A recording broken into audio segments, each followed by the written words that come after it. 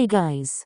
I'm so excited for Wrong Number Part 8 like you have no idea, oh my god. Just so you know, there will be explaining of what happened between Osamu and Atsumu as a kid and some very sad stuff. I'll be putting time stamps on mention of violence and Suna and Osamu's conversation because it could trigger some of you guys. As always, I don't own the characters, and if you have any suggestions you'd like me to do, please leave them down below. With that being said, on to Wrong Number Part 8.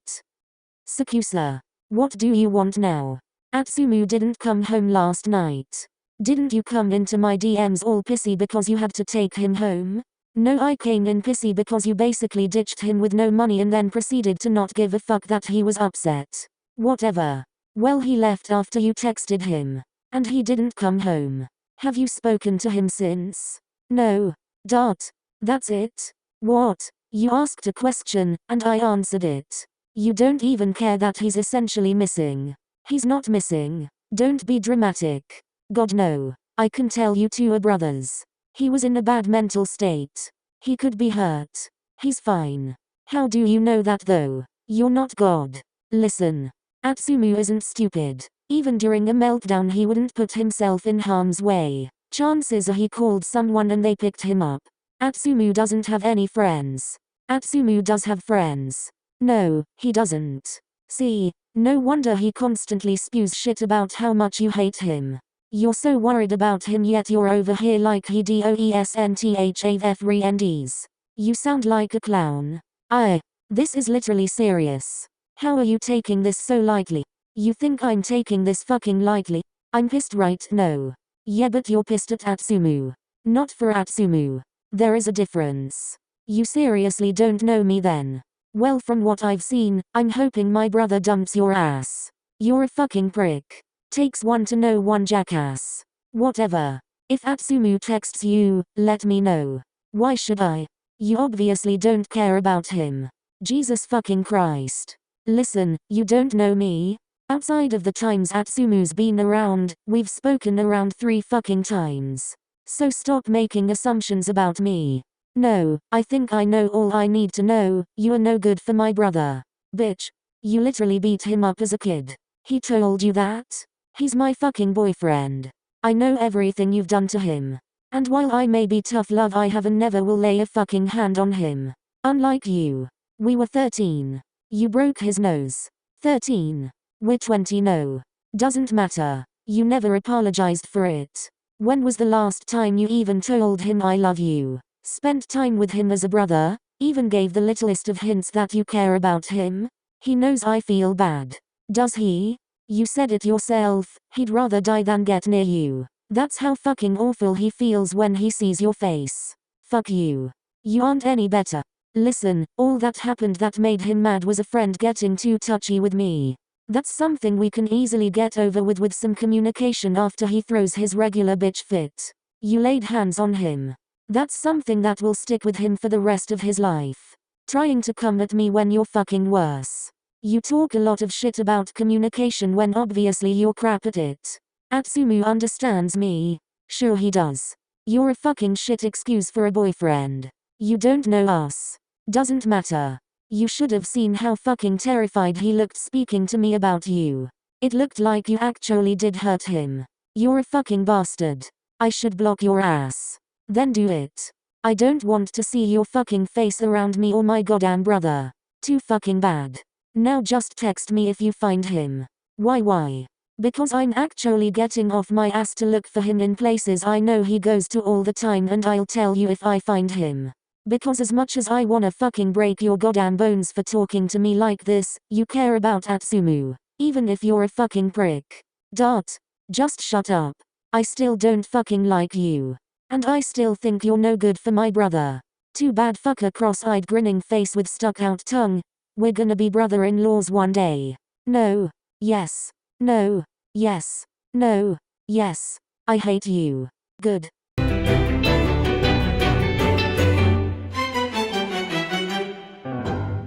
Atsumu wakes to fingers threaded in his hair. He feels less sick than he did this morning, and when his eyesight finally focuses on the clock sitting across from him, he can make out 2:34 in blurry, neon green font. Oikoa. The fingers in his hair pause, and it takes all but 2 seconds to figure out Atsumu has his head in Oikawa's lap. Face burning a bright red, he quickly jerks up, scooting as far away from the other man as possible. What's wrong? Sorry, I didn't know I fell asleep in your lap. It's okay. Sometimes Sugar and I do that. Oh, cool. It's alright. You aren't feeling well, so it's fine. Sort of weird though, isn't it? That's a little intimate. Oikawa laughs, and Atsumu is amazed by how charming it sounds. Cuddling can be platonic too, Atsumu. I mean, I'm practically your mother at this point. You're a 20-year-old man. True that. I can be your father then. The joke turns Atsumu's ears pink and he scowls as Oikawa continues to laugh. Your humor is sick. You should hear Sugar, then. He would have used a more raunchy word over father. It's too early for this shit. Atsumu brings his knees up to his chest, circling his arms around them. It's not too early, actually. Closer to dinner than lunch. Wanna go out to eat? Sugar offered to come with. Eat? Atsumu pats at his pockets. All he left with yesterday was his phone, which is still on the dresser inside Oikawa's guest room. It probably died a long time ago while he was sleeping. I don't have any money on me. I'll pay. I wouldn't want to. Fine, then you can eat my scraps. I tend to eat lightly, anyways. I can never finish a full meal. No wonder you have no muscles. Oikawa pouts, smacking Atsumu lightly on his shoulder. He's slightly relieved when all the twin does is roll his eyes. He must be feeling somewhat better, then. Hey, I choose to be this thin, thank you very much. Okay, father. So, where do you wanna go? There's a cute little cafe near the university, the mock Italian restaurant, the ramen place. Maybe the coffee place. I would kill for a frappe right now. What happened to having no money? I may feel like shit, but I don't pass up on free things when the opportunity arises. Oikawa looks down at his lap and smiles. Definitely feeling better. Okay, I'll text Sugar and he can come pick us up. Don't be surprised if he ends up dragging us to a thrift store or something. He likes clothes but doesn't like spending money. That's strangely fitting. I know, right? Believe it or not, I hate shopping. It's so bothersome. Atsumu shrugs. It's okay. I've worn the same things since high school, if I'm being honest. I stopped growing a while ago. Oikawa hums. I can tell with those ridiculous stripes you always wear. Hey, I look good in stripes. I don't think so. I'll buy you something nice today. Okay, coffee is one thing, but clothes. Let me be a nice friend. I don't like being treated special. Why not? Didn't you just say you don't pass up on free stuff? Atsumu's ears turn pink once more. Fine, but don't be shocked if I cash app you the money back whenever I charge it. Oh, right. You didn't come with much last night, huh? Yeah, I sort of exploded. There's nothing wrong with that. Wanna take a shower? Atsumu looks down at himself, and focuses on the feeling of his skin. It feels dirty.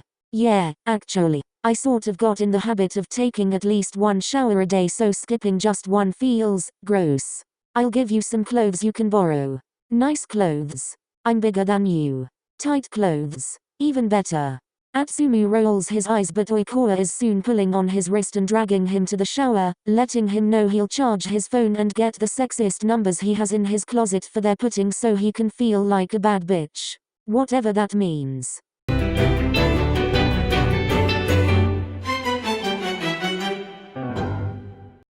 I can't believe you think that's a good outfit. What? I think flannel is nice. Flannel screams. I'm a 13-year-old girl that hates my life. Don't do it, man. I don't see how a flannel screams I'm a 13-year-old girl that hates my life. Because only 13-year-old girls filled with angst wear flannel. I wear flannel and I'm not a 13-year-old girl that hates my life. Ugh, whatever. Just don't do it. I think I look snazzy in it. Snazzy?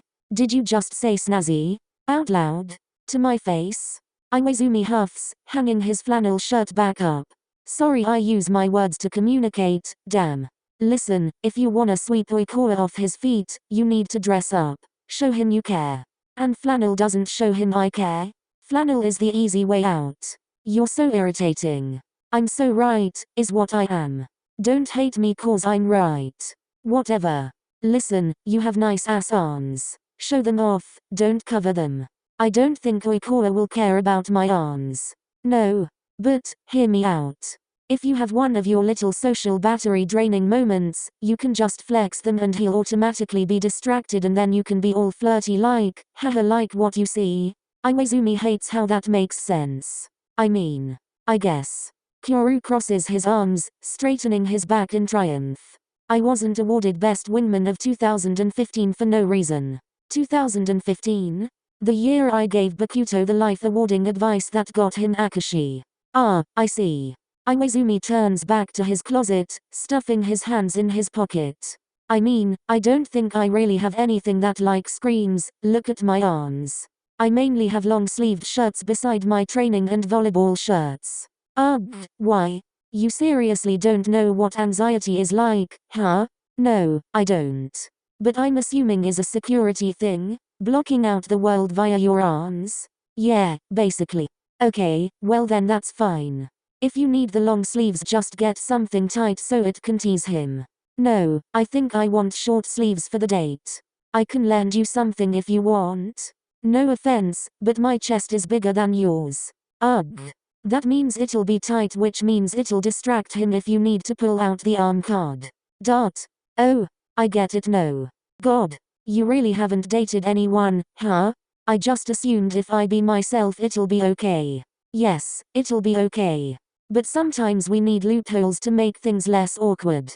Like flexing if you go brain dead mid-sentence. Ah, I see. Yeah. Now let's head over to my place. I'm kind of hungry though. Whatever. I'll give you ramen or something later just stop bitching. You're so rude. I'm doing my best to get you ready for your date. Clearly I have a lot to work with. That's so mean. It's okay. It's tough love. I'm gonna text Kenma. Wait. No. That's what I thought. Ugh. You're the mean one no. Exactly how it should be.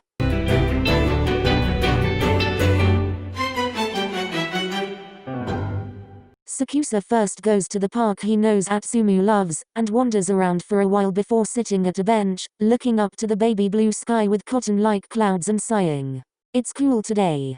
He stuffs his glove-covered hands in his pockets, and shuts his eyes behind his face shield. It's not like he didn't wanna talk to Atsumu about their issues, he couldn't stand the idea of him fucking it up somehow. If they just buried it and got over it, it was as if nothing ever happened. A do-over. But a part deep within him knew he was just being a coward. He unlocks his phone and texts the only friend he knows Atsumu keeps in contact with daily, Aaron. Hey. 5 minutes later. Oh, Sakusa. This is a wonderful surprise. I don't remember the last time we talked. It's been a while. Yeah, probably a month or so. How are you doing? I heard you switched majors recently from Atsumu. I'm okay. Could be better. And yeah, I couldn't stand medical. The germophobia wouldn't let me. Damn that sucks. How are you? I'm doing good. I'm actually hanging out with Kita right now. Is Atsumu with you? No, that's actually what I wanted to text you about. Huh? Did something happen? Atsumu and I got into a fight. He also got into a fight with Osamu, and ended up running off. Neither of us have heard from him since. Oh damn. Must have been bad, huh? Yeah. I'll text him and see if I can find anything out for you, alright? Thanks man. Feels like I'm using you, just texting you to ask for help.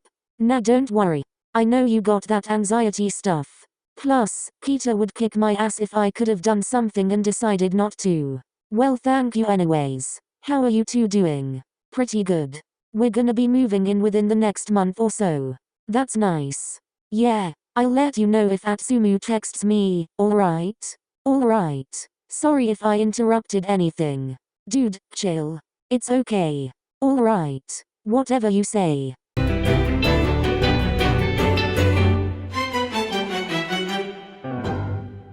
Well, have you called him? I've called him around 50 times by now, sooner. And basically bombed his phone with text messages. His phone probably died. I mean, it's not like he was planning to have an overnight trip or anything. I don't know, I feel like something bad happened. Do you feel like something bad happened, or do you feel guilty? Huh?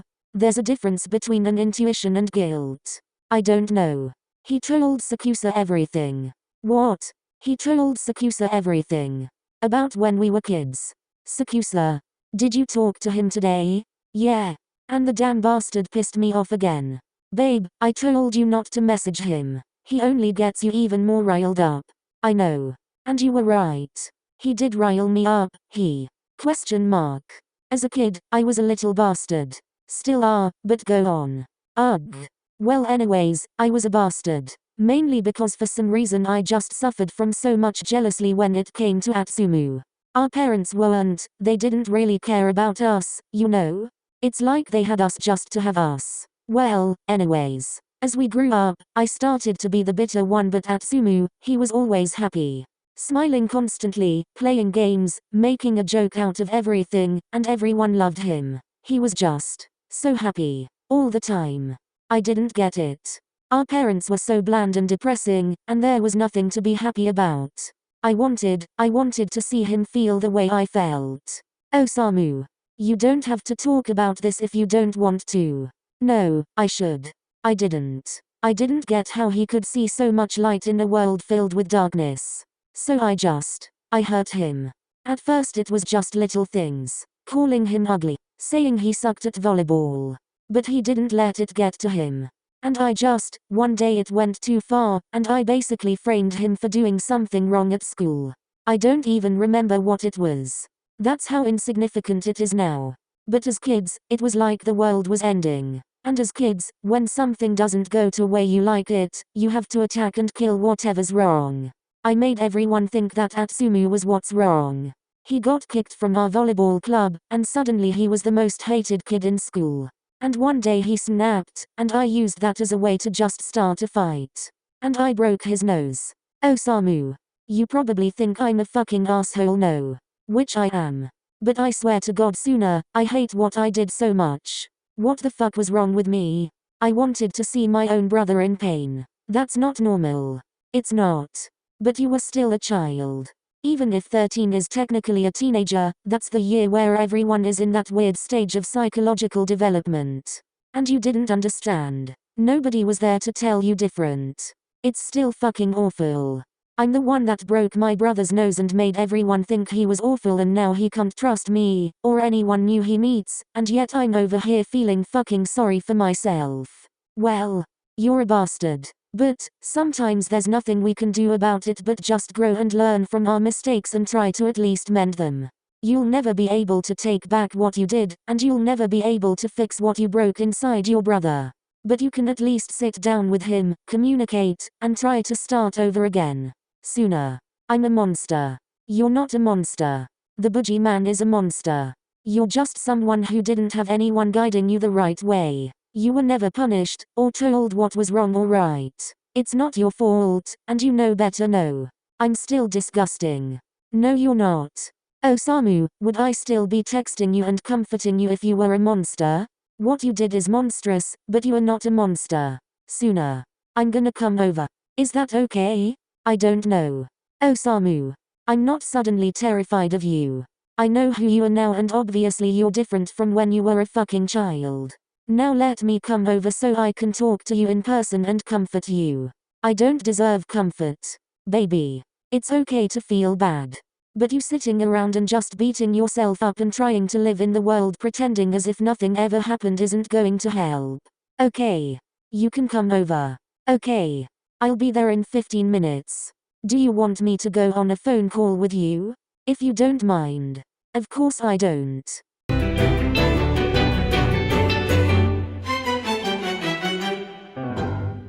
Oh, stop fucking around.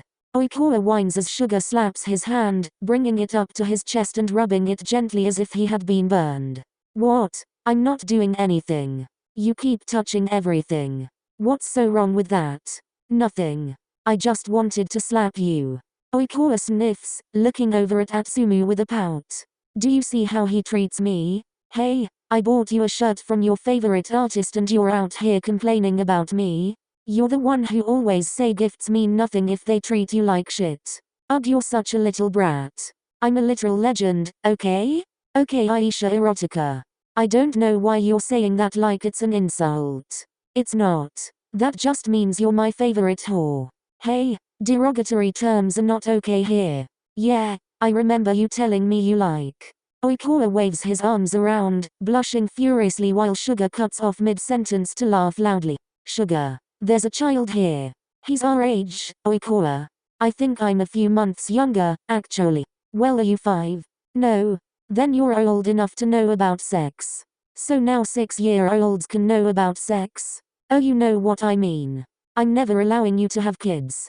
Honestly, thank God I'm not a girl. I feel like I would have popped out at least 2 right now. Are you drunk? No. It's only 4. Why would I be drunk in the afternoon? You're acting like it. Hey, excuse me for trying to be funny with my charming personality, you little.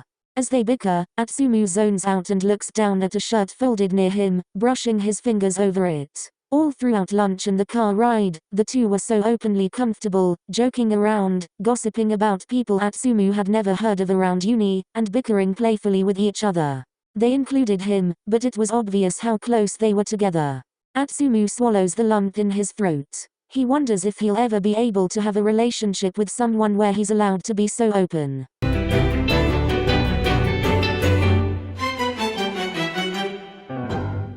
Oh, absolutely not. You look fucking hot. This shirt is a small. I am a large. So, that's a 2 whole size difference. If I even try to reach something, this shirt will probably rip in half. Good. That'll give you and Oikawa something to talk about. Iwaizumi groans, all but ripping the shirt off over his head. This is stupid. I'm just gonna wear one of my athletic shirts. I don't need these stupid tips and tricks to start a conversation with Oikawa. I just need to be myself. If I stutter or stop talking, then I stutter or stop talking. I shouldn't have to do this shit. If he wants me, then he'll want me for me. Iwaizumi huffs, crossing his arms over his bare chest and looking over to Kyoru, who's sitting on the bed with one leg crossed over the other, a smug smirk on his face, and one raised eyebrow. It takes 1 second before Iwaizumi feels the vein in his head burst. You did this as some sort of fucking lesson, didn't you? Kyoru is now grinning like the Cheshire Cat. Guilty as charged. Iwaizumi huffs, balling up the shirt in his hand and throwing it at his friend.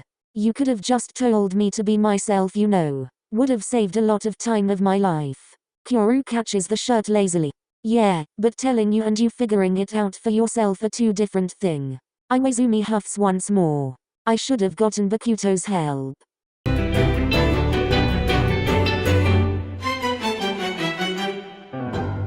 It's almost 5 o'clock in the afternoon when SakuAtsu finds himself wandering around a small little district with thousands of shops lined along the pavement. He hadn't gotten any texts from Atsumu, Aaron, or Osamu. He hadn't even gotten any from his roommate asking where he was. Growing uncomfortable with the amount of people flooding along the streets, SakuAtsu ducks into a thrift store, enjoying the cool AC that embraces him as he enters. He probably looks like a fool.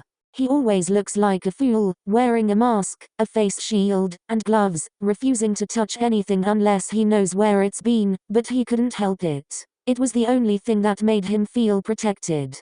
Walking around the store, he spots a cute shirts here and there. He spots a nice one in the men's section. It was pretty plain, just a black base with gold stripes, but those were 2 of Atsumu's favorite colors. Smiling behind his mask softly, SakuAtsu takes the shirt after making sure it's Atsumu's size and starts to walk over to the cash register, stopping in his tracks when he spots his boyfriend and 2 others near the changing rooms. He recognizes who Sugar is, having seen him at some volleyball games here and there, and the other boy is familiar. He must have gone to a school SakuAtsu competed against in high school. So, what do you think? Atsumu is trying on a denim jacket, the tag hanging from the cuffs while he looks at himself in the mirror. I don't know, I'm not a huge fan of denim. I think it looks good on you. Yeah, with a jacket like that I'm sure you'd get people falling for you left and right. SakuAtsu sucks in his breath as Atsumu's honey-colored eyes looks himself up and down in the mirror, and a small smile crosses his face. That along spreads a warmth through SakuAtsu's chest, and all he wants to do is call for Atsumu, watches his boyfriend's eyes widen in surprise before he starts scowling. and then throws his bitch fit, which will end in Sakusa finally telling him everything. Finally apologizing.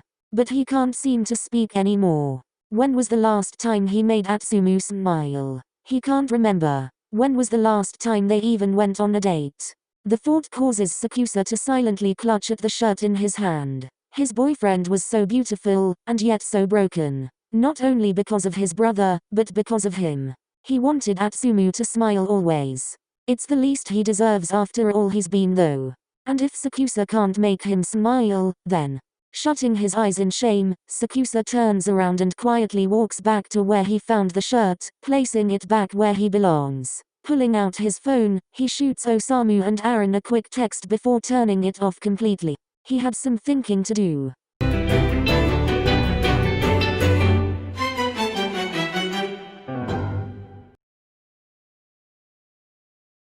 If I'm the monster that's been here all along.